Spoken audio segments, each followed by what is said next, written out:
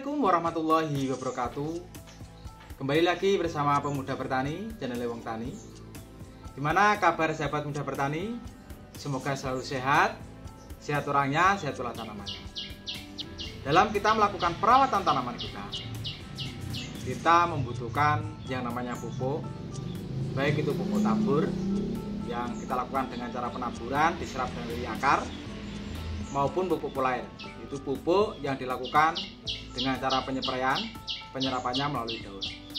Pupuk daun ini sangat banyak sekali macamnya, dari brand merek terkenal seperti Bayer juga ada, Syngenta ada, Nuvam ada, dan lain sebagainya, maupun dari produk lokal. Yang kita ketahui, tanaman ini mempunyai dua fase, yaitu fase vegetatif dan fase generatif. Apa fase vegetatif? Fase vegetatif adalah fase di mana tanaman dalam proses pertumbuhan. Di dalam fase ini, tanaman lebih cenderung menyerap unsur hara nitrogen dan dibantu dengan fosfat serta unsur mikro. Dan fase generatif yaitu fase di mana tanaman proses pembungaan, pembesaran umbi, pembentukan buah, pengisian bulir kalau untuk tanaman padi. Dan di saat fase ini, tanaman akan lebih cenderung membutuhkan unsur kalium dan dibantu fosfat serta unsur mikro. Itu yang perlu kita perhatikan dulu sebelum kita melakukan penyemprotan atau pemupukan lewat daun kepada tanaman kita. Unsur makro ada 3, yaitu nitrogen, fosfat, dan kalium.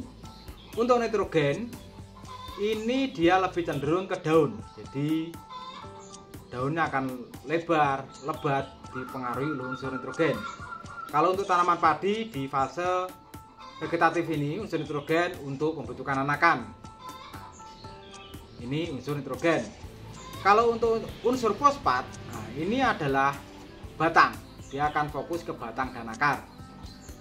Tetapi unsur fosfat ini sangat diperlukan tanaman, atau kita sebut dengan unsur kehidupan, pernah kita review di video sebelumnya.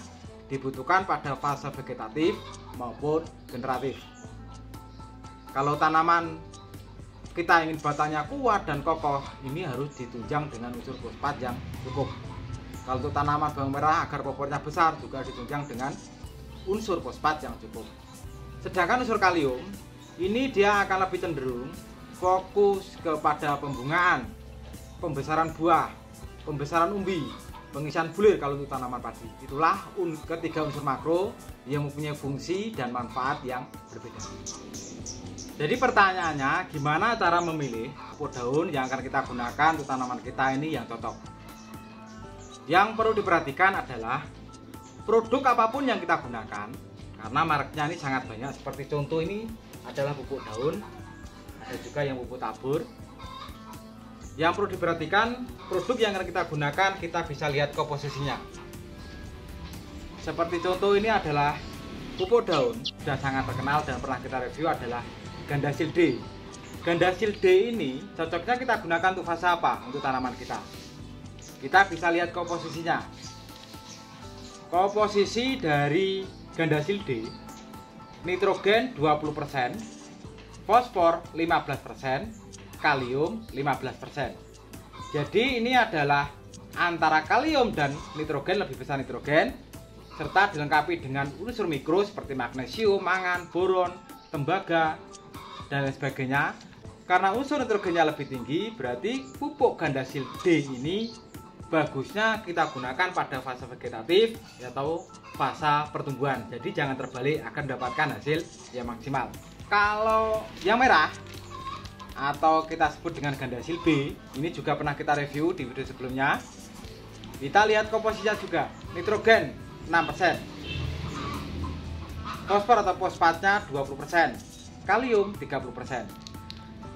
Antara nitrogen dan kaliumnya lebih tinggi kalium, berarti pupuk Gandasil B ini bagus kita gunakan atau kita aplikasikan pada tanaman kita pada fase generatif, yaitu fase pembentukan bunga, pembesaran buah, pembesaran umbi, pengisian bulir kalau untuk tanaman padi, dan unsur kalium ini kalau untuk tanaman buah-buahan ini juga bisa menyebabkan unsur manis pada buah yang kita tanam. Itu yang perlu diperhatikan adalah kita pakai produk apapun, kita baca komposisinya.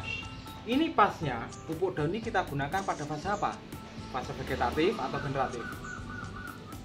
Contoh ini adalah JK, liquid kalium. Kalau kita lihat dari mereknya saja sudah jelas, liquid kalium. Tapi kita bisa lihat komposisinya. Nitrogen nitrat 5%, kalium 30%. Dan dilengkapi iso mikro seperti kalsium, magnesium, boron. JK ini cocok dan sangat bagus karena unsur kaliumnya tinggi.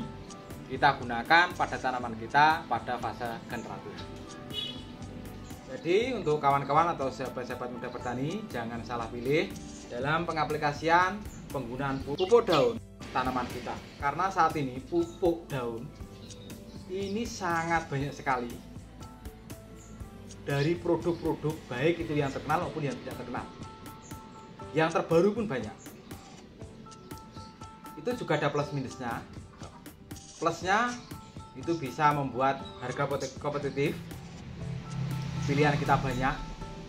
Minusnya juga membuat kita bingung sebagai petani karena produk-produk baru bermunculan.